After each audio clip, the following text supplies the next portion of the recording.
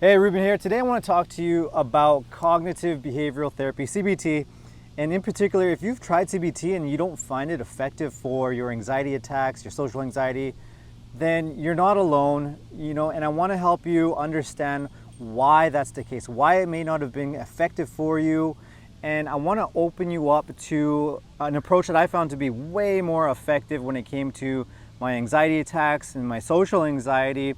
And I really want to show you that you're not at the end of the rope, okay? So let's talk about this now. And so I first came across CBT when I was working in a corporate office, right? There's like 400 people. And for the life of me, I could not contribute in work meetings. I couldn't speak up, give my opinion. I couldn't hold conversations or keep conversations going without my mind going blank. And I couldn't stop thinking of what to say in conversations. And so I first came across this program. It was like a conversation confidence course, and the crux of it, like the framework it was using, was CBT. And the creator of the course, he advocated for CBT. He said CBT is by far the most effective thing when it comes to social anxiety. And so I start working through the course, and one of the main focuses for CBT, they call it your automatic negative thoughts, right? So your automatic negative thoughts, I'll give you an example of this. So whenever I would enter a conversation, I didn't feel like anything I had to say was important. And what you would do is that you would identify the thought going on. And so I started to identify the thought inside. The thought was, they think you're a loser, or they don't think anything you have to say is important. And then what you would do is you would come up with a power statement to kind of argue against that thought, or make a power statement against that thought and put you in a more empowering place to take action and speak up and things like that. So for example would be they think you're a loser, and then the power statement would be that's not likely that they think that, or hey, it's unlikely that they're thinking that. What you have to say is important. And you would try to convince yourself. And I used to do this all the time, and I would try to join conversations. I would try to join coworkers when they were, trying to work on different projects so I can contribute and give my ideas and things like that. And I would constantly be giving myself these power statements against these automatic negative thoughts.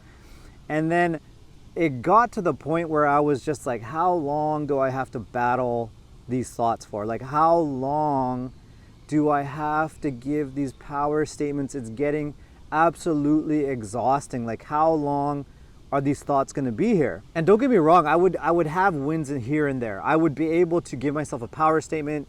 I remember two of my coworkers were talking beside me about a project, and then they just started talking about life, and I wanted to join the conversation, and I gave myself the power statement that, hey, they want to hear from you.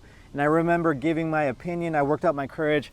I gave my opinion, and they started laughing at what I said. Not laughing at me, but laughing with me. It was a good moment. But then I remember walking away just feeling like a fraud. Like, why am I trying so hard? Why am I convincing myself that they want to hear from me? Like, this is exhausting. This is tiring. I do not want to live the rest of my life trying to convince myself that I belong, essentially. So the approach for CBT is the thoughts, right? Cognitive approaches. They focus on the thoughts, reframing the thoughts, challenging the thoughts, all that kind of stuff, right? But what I started catching on to is I stumbled on this, and I went, during that time I was heavily into Brazilian Jiu-Jitsu, But the problem was, when I was in Jiu-Jitsu, when I felt people's eyes on me, and when I felt like I was making a mistake, I would get claustrophobic. Severely claustrophobic, and it was causing me to choke up in my matches because I had a fear that I couldn't breathe, like I was being smothered. But I noticed it was only when people's eyes were on me.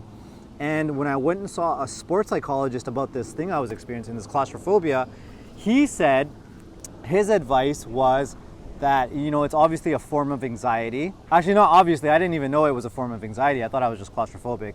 I knew I was claustrophobic, but yeah, so he caught me onto the fact that it was a form of anxiety. And his approach of tackling the anxiety was not dealing with up here.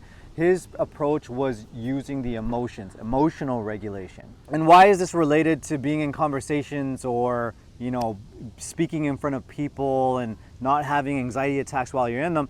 This is related because the sports psychologist, his whole approach, the whole goal of his work was to get you into a flow state. So athletes have what they call a flow state. So they can enter the zone. In this state, they're just flowing, they're not thinking, they're just flowing, being, and they're completely present and in the moment. So as you can start to see, this is what we want in conversations. We don't want to think, we don't want to think of what to say next. We just want to be present, flowing, being connected with who's in front of us. Same with when we're public speaking. We just want to be present, being, and speaking powerfully. We don't want to be lost in thought. We don't want to be in the past. We don't want to be in the future. We want to be in the present moment. And so the sports psychologist, his means of achieving that flow state or dropping into that flow state was emotional regulation. So in other words, when you're dropping down the panic, when you're dropping down the levels of anxiety, the fear, the panic, all of those things, that's when you drop into the flow state, right? And so I wanna open you up to the work of just an inspirational author. His name is David R Hawkins. He's the author of Letting Go, The Pathway to Surrender.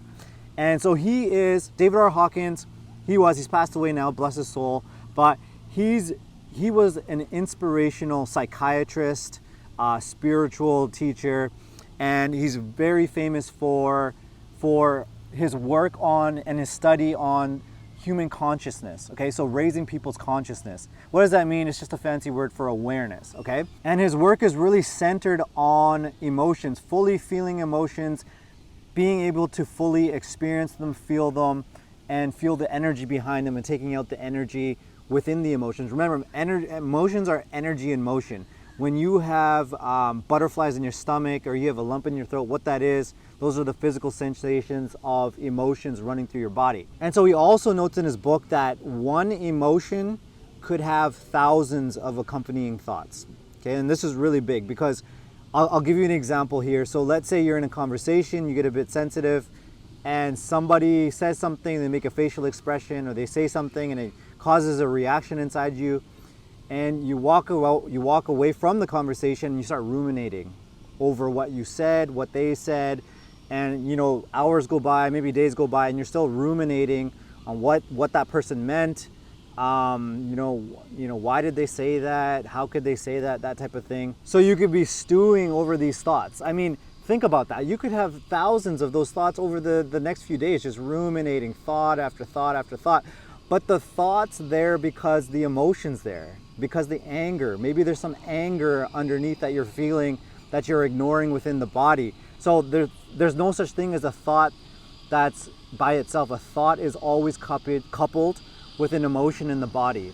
The emotion in the body is always coupled with thoughts up here in the mind. And so there's roots to why those thoughts are there in the first place. So you could feel into the anger, and then the anger, you'll start to get a sense that the anger is probably there because maybe you felt like they were threatening, or maybe you felt like they looked at you the wrong way or said the wrong thing, you took it too personally.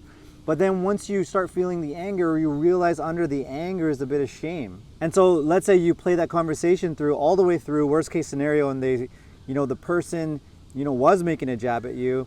And I ask you, what would happen if they made a jab at you? Often the answer is, I would feel stupid, or I would feel ashamed.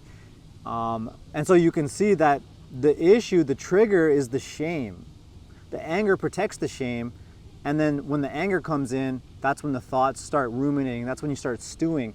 So for me, after a while, bringing it back to the CBT, it doesn't make sense. It never made sense to just tackle the thoughts and keep challenging the thoughts. I wanted to know why the thoughts were there in the first place, because challenging the thoughts was absolutely exhausting. What's underneath the thoughts is the emotions, the feelings. So if the cognitive approaches, they're getting exhausting, they're getting tiring, you're not at the end of the rope. You're just dealing with the symptom, you're not dealing with the root cause. And so if you want to learn more, you can download your free ebook. I'm going to link it below the video. And I go into full detail the exact steps you need to overcome your anxiety attacks and your social anxiety. And I lay it all out there in the ebook. So it's going to show you that you don't need to just cope with your thoughts. The thoughts are there for a reason. They are there because there's an underlying unconscious emotion underneath it. deal with the emotion and the thoughts won't be there. You're gonna have way more presence. You're gonna hit that flow state like we were talking far more easily, far faster, and that's where you want to be, in that flow state. And so you can also connect with me on Instagram. I would love to connect with you on there. I post daily content, inspiration, just a ton of value on my Instagram page. And we also have the private Facebook group, so you could come in, make connections, and the whole group is dedicated to social anxiety and anxiety attacks. So I encourage you to join and get the support that you need, and I look forward to seeing you on the inside. All right, peace out.